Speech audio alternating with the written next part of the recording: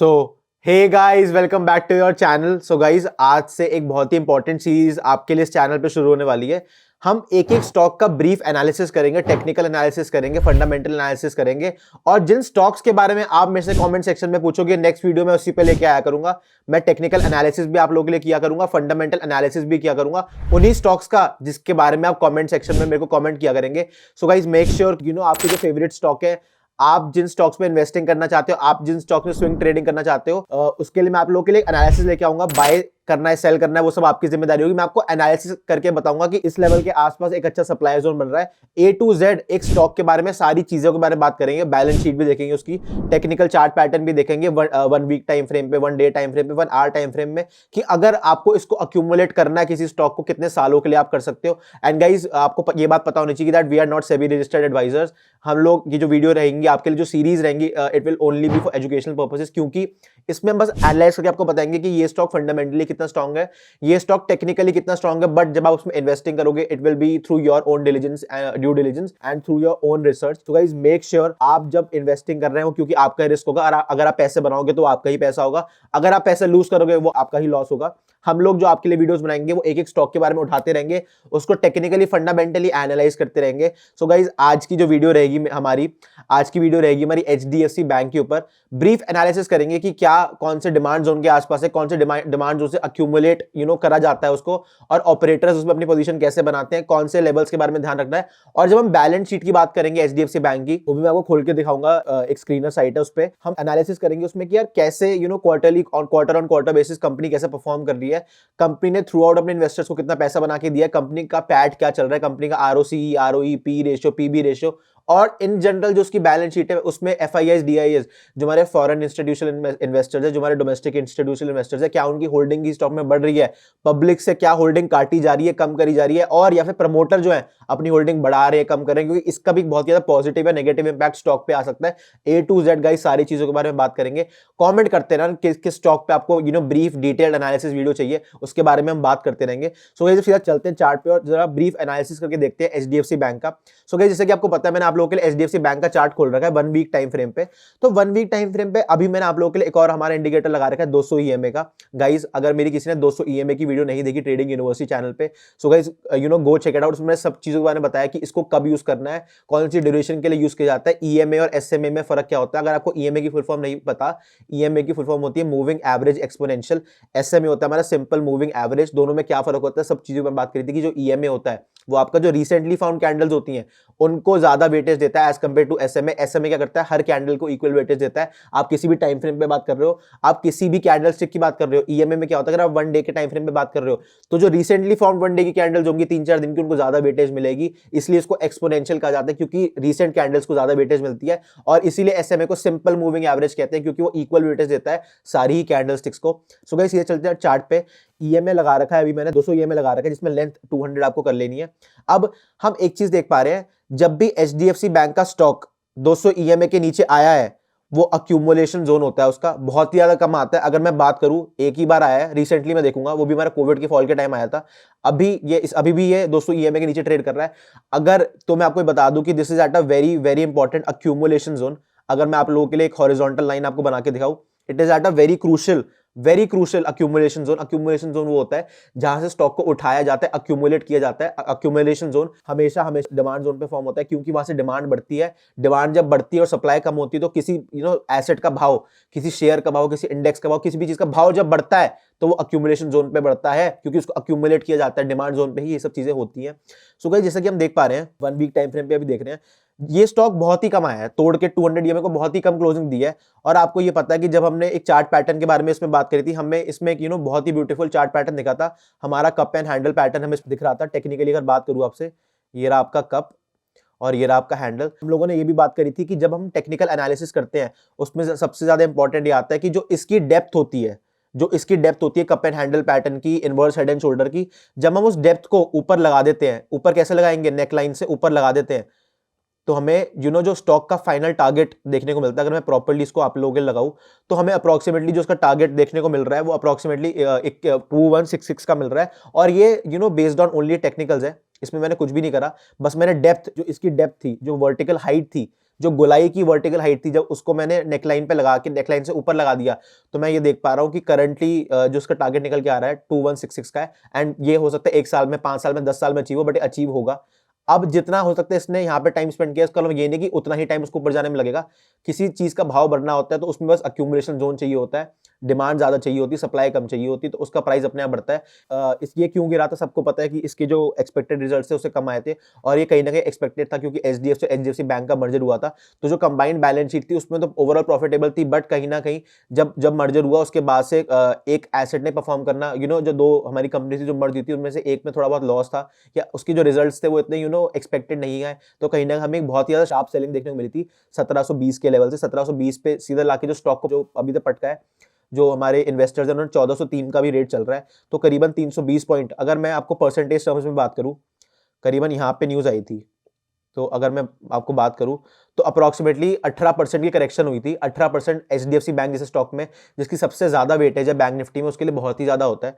तो गाइज अगर मैं आपसे बात करूं कि अब हम किस सिनेरियो के आसपास इसको अक्यूमुलेट कर सकते हैं, क्या हमारे बाइंग लेवल्स होंगे, क्या हमें करना है। और गाइज आपको पता है मैं बार बार आपको अपनी सारी वीडियोस में ये बोलता हूं कि हम जब भी किसी स्टॉक में इन्वेस्टिंग करते हैं, we have to use the concept of averaging. अगर हम किसी स्टॉक में 1 लाख रुपए इन्वेस्ट करें तो इसका मतलब ये नहीं कि हम 1 लाख रुपए को एक ही टाइम पे इन्वेस्ट कर दें, एक ही समय पे इन्वेस्ट कर दें। हमें पार्शियल इन्वेस्टिंग का एक प्रोसीजर होता है, उसको फॉलो करना होता है।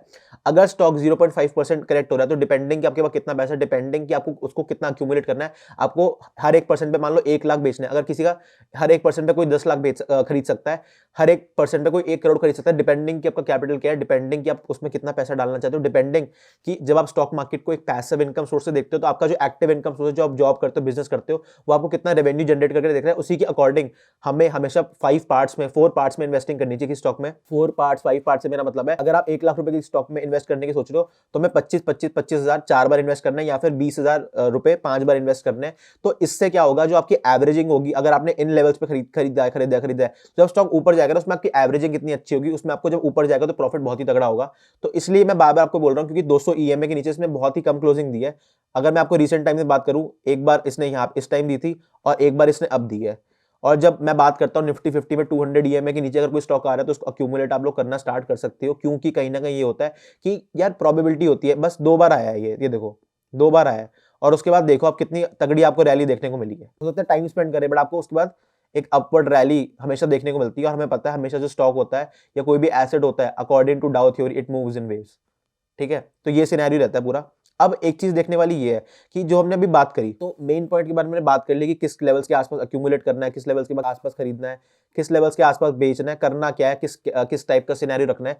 सो गाइस अब एक काम करते हैं, थोड़ा ड्राइंग्स हटाते हैं और सीधा इसकी चलते हैं बैलेंस शीट की तरफ। सो गाइस अगर आपको बैलेंस शीट एनालाइज करनी है किसी भी स्टॉक की, तो आपको एक वेबसाइट है screener.in, उसको खोल लेना है। उसके अकॉर्डिंग फिर आपको एनालाइज करना है। ये आपको पूरा balance sheet analysis, brief analysis करके बताएगी कि क्वार्टर ऑन क्वार्टर कंपनी ने कैसा ग्रो किया, कंपनी का पूरा चिट्ठा पिट्ठा पूरी हिस्ट्री बताएगी आपको। सो अगर आपको एनालाइज करना है, अगर आपको एचडीएफसी बैंक चार्ट देखना है, एनालाइज करना है, peers, quarters, profit and loss, peer comparison, मतलब बैंकिंग इंडस्ट्री में जो और टॉप कंपनीज है वो कैसे परफॉर्म कर रही है, बैलेंस शीट भी है, cash flows, ratios, investors document, आपको हर चीज मिल जाएगी। डॉक्यूमेंट से मेरा मतलब है जो कंपनी रिजल्ट्स लेके आती है, जो कंपनी कोई अनाउंसमेंट करती है, तो उसके बेसिस पे जब स्टॉक रिएक्ट करता है, वो कौन से डेटा के बेसिस पे रिएक्ट करता है, वो डॉक्यूमेंट्स में आप देख सकते हो। तो मैं अगर सीधा लेके चलूँ आपको एचडीएफसी बैंक की तरफ, जिसे आप देख पा रहे हो, मार्केट कैपिटलाइजेशन करीबन 10,66,113 की करोड़ की मार्केट कैपिटलाइजेशन है। करंट प्राइस का 1404 का चल रहा है, क्लोजिंग ऑन क्लोजिंग बेसिस का रिसेंट हाई लो आप देख पा रहे हो। स्टॉक का जो पीई है वो 15.7 का है, जो बुक वैल्यू है वो 519 रुपए की है। डिविडेंड यील्ड मतलब जो इन्वेस्टर्स को पैसा देती है थोड़ा बहुत अच्छे क्वार्टरली रिजल्ट्स पे, वो 1.35% है। रिटर्न ऑन कैपिटल एम्प्लॉयड 6.24% है। रिटर्न ऑन इक्विटी 17.1% और जो फेस वैल्यू है शेयर की वो 1 रुपए की है। सो गाइज अब इसमें आप प्रोज भी देख पाते हो, कॉन्स भी देख पा रहे हो कि जो करंटली जिस स्टॉक को हम एनालाइज कर रहे हैं उसके प्रोज क्या है, उसके कॉन्स क्या है, एक एक चीज इसमें आती है। और इसमें पीयर कंपैरिजन में आप देख पा रहे हो कि HDFC bank is the market leader. जैसे कि मैं आपको बताया कि एचडीएफसी बैंक लीड करता है बैंक निफ्टी को। वो इसलिए लीड करता है क्योंकि मार्केट कैपिटलाइजेशन की टर्म्स में वो मार्केट लीडर है, उसके आसपास कोई कंपनी नहीं है। जो नेक्स्ट हमारी कंपनी है वो आईसीआईसीआई बैंक है, थर्ड मार्केट कैपिटलाइजेशन के बेसिस पे कोटक महिंद्रा है, फिर एक्सिस है, फिर इंडसइंड है, फिर आईडीबीआई, फिर येस बैंक है। और ये जितनी भी जो 1 2 3 4 ये जो रैंकिंग है, this is purely based on market capitalisation. Market capitalisation आपको ये बताती है, मार्केट कैपिटलाइजेशन का मतलब होता है कि अगर आज के दिन जो कंपनी है, कोई भी कंपनी अपनी बैंकरप्सी डिक्लेयर करती है तो उसके जो नेट एसेट्स हैं, उसके बाद जितने भी एसेट्स हैं उसकी क्या वैल्यू है, एक चेयर से लेके एक टेबल से लेके जितने भी कंपनी एसेट्स ओन करती है, तो वो टर्म होती है आपकी मार्केट कैपिटलाइजेशन। और ये डिसेंडिंग ऑफ देख पा रहे हो आप, डिसेंडिंग ऑर्डर में है ranking based on market capitalisation. अगर मैं क्वार्टरली रिजल्ट्स की बात करूं आपके एचडीएफसी बैंक की, तो आप यहाँ पे रेवेन्यू देख पा रहे हो कैसे क्वार्टर ऑन क्वार्टर इंक्रीज हुआ है, इंटरेस्ट आप देख पा रहे हो, आप इस देख पा रहे हो consolidated figures in rupees crore, हमेशा करोड़ में ही होती है। अब इसमें हमें नेट अगर हम देखें प्रॉफिट बिफोर टैक्स, तो रिसेंट जो हमारा क्वार्टर था वो सितंबर 2023 के आप देख पा रहे हो 20,967, और दिसंबर 2023 में 21,243 का प्रॉफिट बिफोर टैक्स था। अब नेट प्रॉफिट आप देख पा रहे हो, जो सितंबर वाला हमारा क्वार्टर था सितंबर 2023 का, और जो दिसंबर वाला क्वार्टर था 17,000, दोनों में ऑलमोस्ट सेम ही फर्क था, करीबन मैं बोलूंगा 400 450 500 करोड़ के करीब का इंक्रीज आपको देखने को मिला था। अब ये देखो, अब हमें देखना है प्रॉफिट एंड लॉस। अब हमने नेट प्रॉफिट आप देख पा रहे हो, तो नेट प्रॉफिट था, अब इसमें देखो जो हमारा मार्च 2022 का साल था उसमें जो नेट प्रॉफिट कंपनी ने डिक्लेयर किया था वो 38,151 करोड़ का था, और जो हमारा मार्च 2023 का डेटा था उसके अकॉर्डिंग जो कंपनी का नेट प्रॉफिट था वो था 46,149। ये जो फिगर्स थी बिफोर मर्जर थी, अभी अपडेट नहीं हुई है ये, क्योंकि ये ईयर ऑन ईयर बेसिस पे अपडेट होती है। तो अब जब मार्च 2024 का डेटा आएगा उसमें आपको एक्चुअल पता चलेगी कि क्या नेट प्रॉफिट रहा है कंपनी का। ये कंपनी की बैलेंस शीट है। अब बैलेंस शीट में हमें हर चीज देखने को मिलती है, equity, capital, reserves, borrowings. Borrowings का मतलब होता है कि कंपनी ने कितना लोन उठा रखा है मार्केट से, तो वो बोरोइंग्स में आता है। लायबिलिटीज में भी अगर आप जितने भी कंपनी में कर्जे हैं किसी भी तरीके के, वो सारे लायबिलिटीज में आते हैं। फिक्स्ड एसेट्स कितने कंपनी का, फिक्स्ड एसेट्स का मतलब ये होता है कि ये कहीं नहीं जाएंगे, ये तो पैसा कंपनी के पास है ही, ये फिक्स्ड एसेट्स कंपनी के। तो आप देख पा रहे हो quarter on quarter, year on year कैसे बेसिस पे year on year fixed assets आपके कैसे ग्रो हुए हैं। अभी करंटली जो मार्च 2023 का हमारा साल था उसमें 8,431 कंपनी ने फिक्स्ड एसेट्स डिक्लेयर कर रखे हैं, करोड़ में सारी फिगर्स। अब टोटल एसेट्स भी आप देख पा रहे हो कंपनी के कैसे ग्रो हुए हैं। अब मेन आता है कैश फ्लो। अब एक चीज देखो, 2022 मार्च 2022 का जो हमारा साल था और 21 में ज्यादा फर्क नहीं था, करीबन 1000 करोड़, मैं बोलूंगा 1000 करोड़ भी नहीं था ये, ठीक है। जब आप 2022 से 2023 में गए तो मार्च का जो डेटा था आप उसमें देख पा रहे हो अच्छी खासी आपको बढ़ावा देखने को मिली थी। करीबन अगर मैं बात करूं तो 7,600 करोड़ के आसपास का इंक्रीज हुआ था आपका नेट कैश फ्लो में। और ये कहीं ना कहीं जो डेटा जब आप 2024 का देखोगे वो आपको बहुत ज्यादा देखने को मिलेगा, क्योंकि आपको दोनों कंपनीज मर्ज हो गई हैं इसलिए। अब ये देखना है हमें। अब गाइज इसमें एक चीज बहुत ज्यादा इंपॉर्टेंट आती है कि शेयर होल्डिंग पैटर्न क्या चल रहा है कंपनी का, कि पब्लिक से होल्डिंग कम तो नहीं करी जा रही है। अगर पब्लिक से होल्डिंग कम करी जाती है तो कहीं ना कहीं कुछ स्टॉक में खिचड़ी पक सकती है, और कहीं ना कहीं उसको एफआईआईज डीआईएस अक्यूमुलेट कर लें लॉन्ग टर्म के लिए। अब हमें एक चीज देखनी है, जो प्रमोटर की होल्डिंग थी जो जून 2023 के बाद, जैसे कि आपको पता है, वो सारी एफआईआईज डीआईएस के पास आ गई थी। तो फॉरेन इंस्टीट्यूशनल इन्वेस्टर्स की आप देख पा रहे हो इस क्वार्टर में, दिसंबर 2023 का जो क्वार्टर था वो थोड़ी होल्डिंग बढ़ी है, और एफआईआईज ने तो परसेंट कुछ 0 पॉइंट कुछ टर्म्स में बढ़ाई है, डीआईआईज ने भी 30.39% से इंक्रीज करी है 30.54%, गवर्नमेंट की 0.17% है, और पब्लिक की होल्डिंग कम करी गई है। कितने पॉइंट से अगर मैं बात करूं, 0.32% से कम जो हमारी पब्लिक है उसकी शेयर होल्डिंग कम करी गई है। जिन क्वार्टर्स में आप देख पा रहे हो उसके बाद भाव बढ़ा है, तो कहीं ना कहीं अगर इसमें गिरावट हुई है, और अगर अभी जो हमारा दिसंबर 2023 का डेटा आप देख पा रहे हो पब्लिक से होल्डिंग कम करी गई है, तो कहीं ना कहीं स्टॉक में कुछ खिचड़ी पकड़ी है, इसको हो सकता है अक्यूमुलेट करा जा रहा हो। क्योंकि मैं आपको बोला 200 ईएमए के नीचे बहुत कम आता है, it is at a very important demand zone. अगर मैं आपको वापस चार्ट की तरफ लेके चलूं, जैसे कि आप देख पा रहे हो बहुत ही ज्यादा इंपॉर्टेंट लेवल के आसपास है अपने।